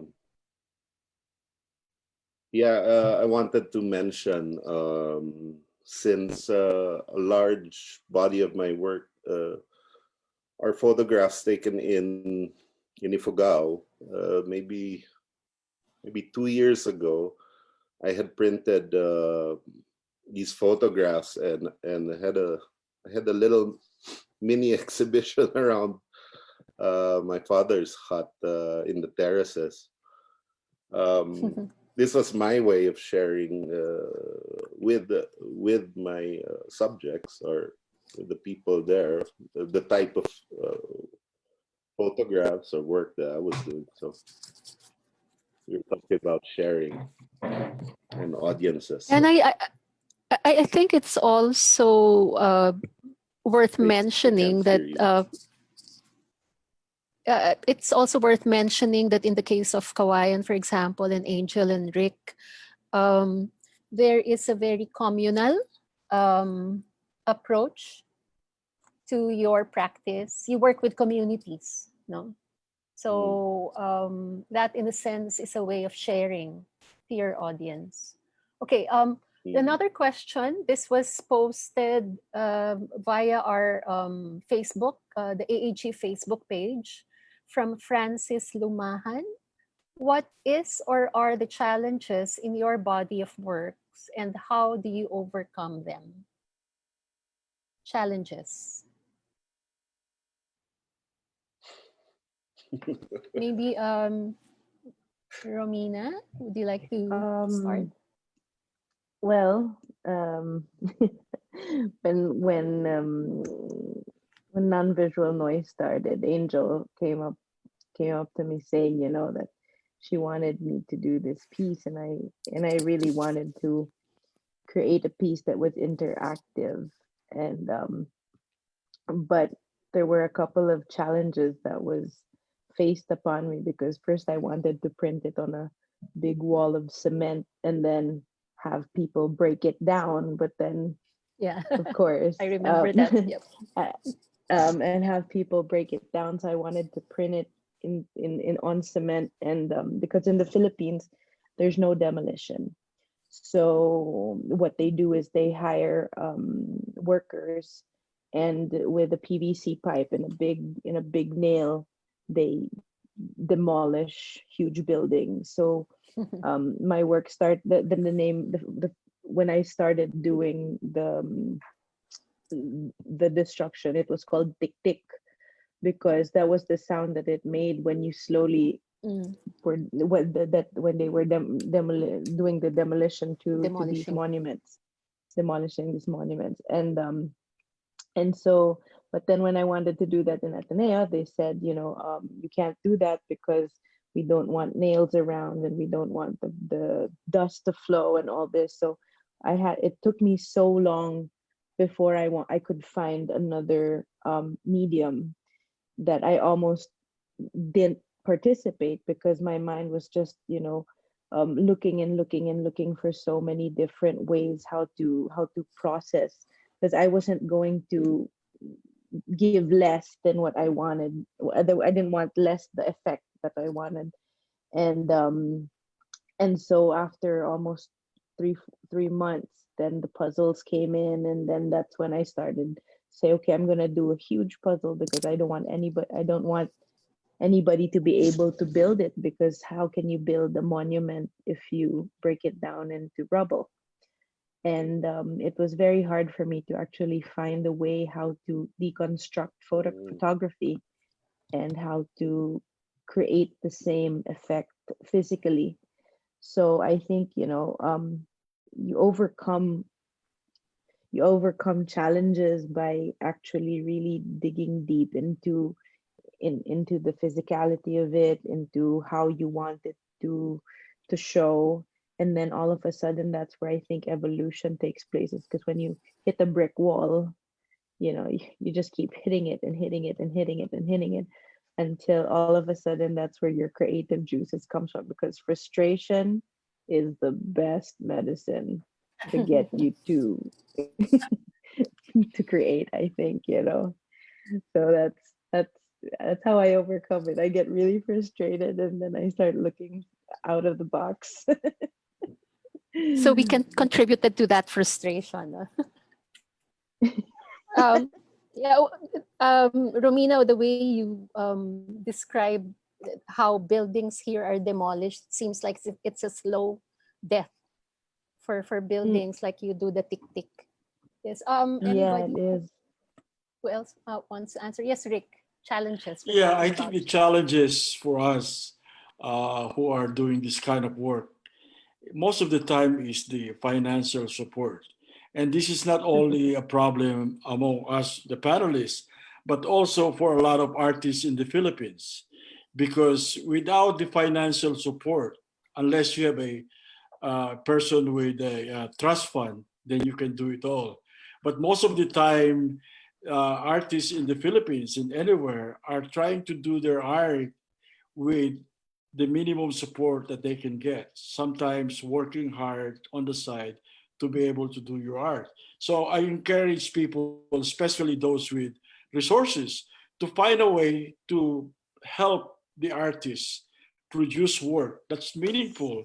And eventually it will be something your children will look forward to, that we're creating our own and we're not looking at others' work to entertain us. We have to entertain ourselves with our own work. And I think that's so critical. So the financial support from anyone, especially those who are with many resources and they're not using it at all, please support the art community, not only in the Philippines, but everywhere, because later on, your children and our grandchildren will benefit from them. Yes, thank you. Thank you, Rick. Just yesterday, I read a post because here in Manila, a lot of artist groups have been doing fundraising for medical workers and also for artists to earn income for jeepney drivers. So it's a shared fundraising. And I read that there were at least one, I think, buyer who bought a work at a very reasonable price and then sold it twice as much. So this is taking advantage of the condition. So we need people who are willing to fund projects without any vested interest on gaining or earning something out of it. No, so sorry. Yes. Anybody else would like to answer that question about challenges? Otherwise, we can go to the next. We're actually, it's already 12:05. Maybe we can stay for 10 more minutes, if that's okay with our panelists, because we have a big group now. So we can extend, no? Sorry, Romina and Lisa, you need to get some more coffee. Okay, sorry. Where are we now? Okay. Maybe yes. The other artists also respond to, I was just looking at some of the other questions and maybe we can find some of them. Yes, can you do that? Yep. Yeah, so just to, in terms of challenges, I mean, one of the things that I think the audience is also interested in, there's several young artists that are attending. So perhaps if you could also talk a little bit about when you don't have funds or certain kinds of support. And, like, as you said, you learn through all the frustrations of not being able to do what you want to do. And there's also social, political, and cultural censorships. There's all kinds of things that make it difficult for all of you. So perhaps you could maybe share a little bit of this with some of our younger artists that are watching. I don't know. I always find a way. I remember when I was organizing the art festival up here in 2011, or in 2012, where we had to take this. It was like a moving art festival through the mountains, and it started from one botched up plan to the next. But in that case, I was selling prints, to fund the whole thing. And yeah, sometimes it's forced to shove, like telling my aunt, buy this now for X amount and so forth. But yeah, it's very difficult to pull off projects, especially ones that are dealing with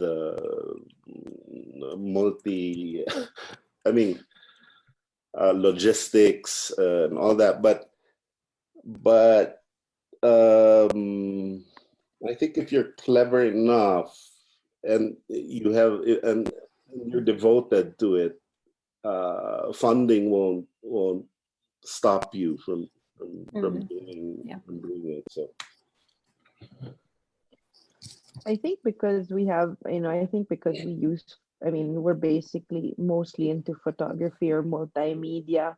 We're actually the luckier ones in a way, because it's not like in the olden times where you really needed like this huge studio and developing and to develop rooms to develop your photography in. And I think this this time now we're a little bit more mobile.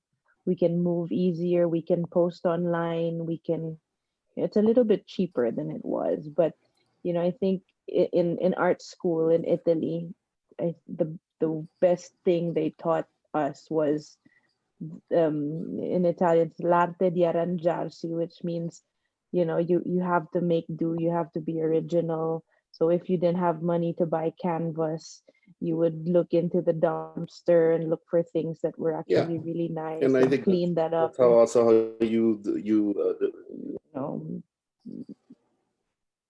So yeah, exactly what Kawaiin said was, you don't give up on your material. You just keep looking for things that can represent you, whether it be online. So I think that's where creativity kicks in as well. Twice more is that you don't stop because you don't have accidents, no? funds. Like for me, Yeah, inspired exactly. film. Yeah. Yeah, I think for Kawayan, the element of accident is very Yung expired apparent. film. Yeah. Diba? Yeah. So Yeah. you stumble upon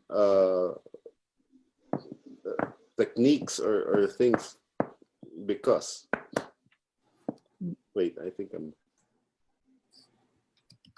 Yeah. Anybody else would like to answer that? Gina, yes. I think in response to that question, I'm sorry, I think Stephanie's Zoom quit out or something. She apologizes. She wish she could still be here, but I think if we can slow down and look what is around us, kind of echoing what everyone else has been saying, Kawaiin and Romina and everyone, we have a story. We have materials that might not look like they're useful, but they are. It's like we just have to slow down and look what's around us. Be still. Are we losing people? Kawaiian's disappeared as well. Yeah, I know. Is the technology conking out? It's okay. It's been really wonderful to see everybody. Looks like they're back. Okay, they're there. Oh, yay! Hey, we're back again. All nine squared. Welcome back, Stephanie and Kawayan. Yes, okay. Anybody else would like to answer that question? Otherwise, I think we can go to, wait, let me just go through. I'm a fine arts student, Andrea Lucido. Interested in knowing how you guys found your voice as an artist.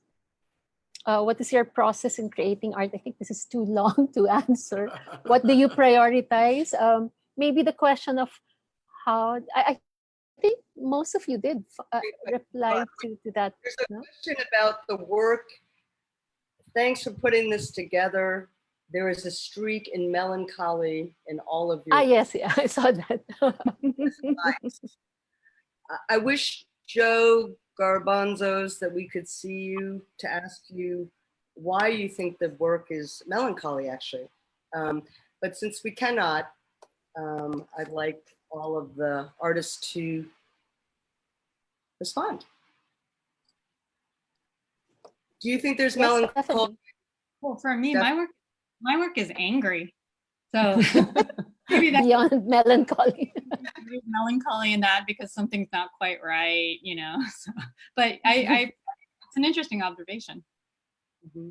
And Stephanie, what you just said in terms of your work being angry, I think it really addresses another one of the questions. I was just looking through the Q&A, and one of the questions Maria, Karina, and Velasco asked, how do you see your art in this kind of rebuilding in this world where she writes, the pandemic is teaching us stark lessons that urge us to reimagine and build a new world that absolutely must prioritize people before profit, right? And for people, a safe environment first. In that kind of fight for a better world, the goals are very clear. Art cannot just be for an investment or collection or an individual expression. And Ricky, were saying that from the beginning. How do you see your art in that kind of rebuilding and that kind of fight? I see that in so many of your art Your practices. works. Yep. Yeah, I doubt any. Sorry. go ahead. No, I said I doubt anybody wants to buy a 9,000 piece puzzle and put it together and pay for it. I mean, it's just an ironic way to approach even photography. Mhm. I think people should do art because it's a voice. We sing because it's a voice. We do art because it's a voice. We do photography because it's a voice. So, I don't think a lot of artists do it in the beginning for profit. It's just it somehow puts food on the table, and then they start doing it even more. But it who does it because it's their blood, because it's their anger, because it's their sadness, it's the pathos of their life. That's what we do it for, I think. And those that then become money makers, those are rare. Not Mhm. even Van Gogh was able to do that. So Mhm. No, but I was thinking about how specifically, yeah, I mean, thank you for noting that, because we don't enter art in terms of profit, but thinking about like also in my windows, Rick, you're right on top of Stephanie, but like both of your works are so aesthetically different, but both of you strongly lay bare systems of power, right, and systems of oppression um, in completely different Different ways. languages, but yeah. So I just was noting that. One thing also I'd like to share though is like I feel like there are times actually where art it's also really good to realize where art is not going to answer, certain things, and so you Mm. put that aside, you put it down, and you Mhm. become a kind of civic citizen instead. That's why Right. you go out into the streets. That's why, so although I think there are roles for artists to play in, creating the messages or creating the visual or, physical documents of the time, I also think it's really imperative that sometimes we leave behind or just put aside temporarily that definition as all encompassing, and then, be a civic responsible being. agree. I think, yeah, Yes, I Rick. think, yes, I think in my case, I've never really seen myself making profit out of my work, because I've never really, my work is something to share to the broadest public. I've been part of collections and people have bought my work. And I think primarily part of that is because they like it and to support it, to support what I'm doing, more or Mhm. less. But I don't think very few artists can uh, say that they became rich because of their art. Yeah, but you can count out in your fingers. So for majority of us, it's just the passion to create something that can trigger uh, a reaction from somebody, cracking hearts and minds of people, and hopefully they react properly. That will contribute to the changes that we're hoping that our art can generate. So being rich, but definitely all of us can use some support so we can continue, but it's never happening. It's never about becoming rich out of this work. It's about sending a message, creating something to call attention to a particular issue so Mhm. that people will have a better understanding or a better perspective of what the debate is going on. Yep. Definitely. Yeah. Anybody else would like to comment? Angel, how are we? It's we have a few more. Well, they're mainly comments, no, from our discussion. Some of them were also sent via our Facebook page, which are reposted here. Okay, there's one from George Buid. How can visual content speak more and above the visual noise we see in social media, since everyone is hooked up on the internet? Anybody wants to respond to that? Yes, Rick. Yeah, I had the opportunity to photograph Mark Zuckerberg when he was starting Facebook. And what I remember from his presentation at the convention center in Santa Clara was that use Facebook not to show what you cooked, what you ate last time, and but use it as a vehicle to promote ideas, to promote something that will trigger a reaction from other people.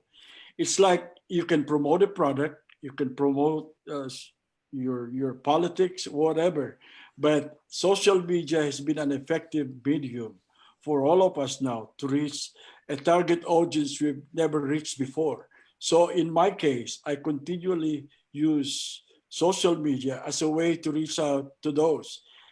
Not everyone will agree with me, and some have been criticized, and unfortunately an, uh, in a wrong way. But I continue to post my work in the social media because who knows, I'm reaching people who have not seen this kind of ideas before, have not seen the conditions in prisons, or if they had been living in similar places at Quiapo, like Rodalie Musende, they might have a chance to get a scholarship and be able to finish college. So those are the ways to reach out to those audience that we cannot reach. Please remember, Filipinos are not yet a gallery and museum going population. So we set up an exhibit and then all our friends will show up. But those are not our target audience. Our target audience are people who doesn't know our work. So we are like encourage them to visit us. So without social media, we cannot reach them out. So in my case, I really use the social media to promote my work. I've always said this, because we are, as artists, we don't have our PR company to do all the promotions. So in my case, I do it on my own. Produce my poster. I ask people to run a story about my work, because the wider audience I can reach is the best way my work can reach out to a wider audience, and which is more important. And that's the priority of my work. I don't like my work to end up just in the hard drive or in the closet. It has to be shown, it has to be shared. And I hope people will react to the pictures, to the story I'm doing. I guess to dovetail that, definitely to all that Rick was saying, and that's certainly one approach. And I think given the work that Rick does, the important exigence to the black and white imagery and the forwardness, that's certainly one approach. And I think to the question of, I guess, to pose another one in terms of how to sort of overcome the visual noise, I think in my case, it's embracing a certain level of cynicism to my own voice, or not being mindful of how much space and how much sort of breath is putting itself out there in terms of the flux of visual content. And I don't know, I think maybe it's not to be totally contrarian, but embracing a certain amount of iconoclasm, where you are careful with what you put out. Perhaps you question the very system as to how you disseminate your work. In our case, or my case, it's the photo industry, how, perhaps I haven't really thought out this coherent idea, but I think I see a lot of it, and this is what Stephanie's work is just, with the use of the sort of the color thing. It's just overcoming the noise by being extremely critical and dismantling it is a way of actually echoing that. Not echoing, just sort of allowing the work to stand further apart from, say, the photo stream that we usually see. And that's no criticism to what Rick is saying. I think it's each person has to find what makes sense for their work. And so, but for me, it's embracing this iconoclasm, where it's sort of trying to question the ways in which I'm actually putting photo work out there, and sort of what the generic ways of doing it are, and sort of going the other way. I'm wondering with Kawaiin, do you feel that way? Because you were saying with the anarchistic sort of thread in your work, and you're working in not in a photojournalistic sense, but in a more art market sense, how are you, are you, in your case, does that sort of like rebellious streak move into sort of how you put the work out there? That's a freedom I have. If you're talking about the my photo work, it's because it's not my main line. I'm doing it at the side, or I'm doing it the side continuously. I have a freedom to play. I have a freedom to experiment, in which maybe many more master photographers out there, if it's your main line of work, when you take that photograph, it has to be, it has to come out right. As for me, I'm able to play, I'm able to sacrifice 50, 80, 90% if I have to, and be lucky with that 0.1% and celebrate that accident. So yeah, and I super enjoy that. And I consider myself lucky to be able to do that. Yeah, I think that's a luxury, for an artist to be able to experiment to that extent. Any more comments? We have a few more questions, but I don't think we have time. It's almost 12:30. I'm wondering where Angel. Okay, there you are. So Angel, would you like to say a few words before I close the session? You're on mute. Lisa, did you have Yeah, Yep. I just wanted also, because of the audience, I think it's also important, or what the chance is for the next generation is there's also to criticize art itself. And I think we're in, and because it's a Western invention and we tend to relate to a kind of like art mastery stuff. And I think it's pretty crucial also to emphasize what Kawaiin said about this freedom to experiment. And I think that's the key, actually, to carve out your space for this freedom. And where it goes, I think it's very important not to stay in this, like, what is art? Especially, I think, for Filipinos, this is the chance, actually, like, to create their own art field in these times. Thank you. Yes, Rick, last Yeah, comment. can I, just very short, especially for our audience. I would like to encourage every one of you, whether you're a photographer, an artist, a writer, or whatever, is try to do and document who we are and what we represent. Because later on, you don't like your children or your grandchildren Googling the Philippines or what we do. And the definition of who we are will be defined by somebody else. I think it's so important for all of us to define who we are and not make sure that people will know what we represent and what's our point of view, rather than somebody else defining it for us. So I encourage everyone to do their share. Thank you. Not filtered. Yeah. Yes, and Angel, any last words? This is such an incredibly rich discussion, and I wish we could go on forever, but I'm feeling like, and Romina, wow, you guys must be like, whoa. But thank you. I didn't have coffee. Rick, Gina, Kawaiin. Thank you. Hope to see you all in person one day. Yes, let's get out of this pandemic. End this pandemic. Yes. Yeah. Parting words about all of this is that I really do feel like we each need to get a sense of how we do participate as human beings, and first and foremost.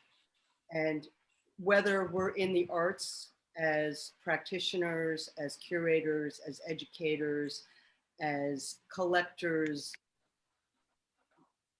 gallerists, museum directors, you know, audience members, to try to come together and be self-critical and understand how we can, where the power and powerlessness of the artist lie. We have our power to create and to express, but we can't control the marketplace. I think that's a fallacy.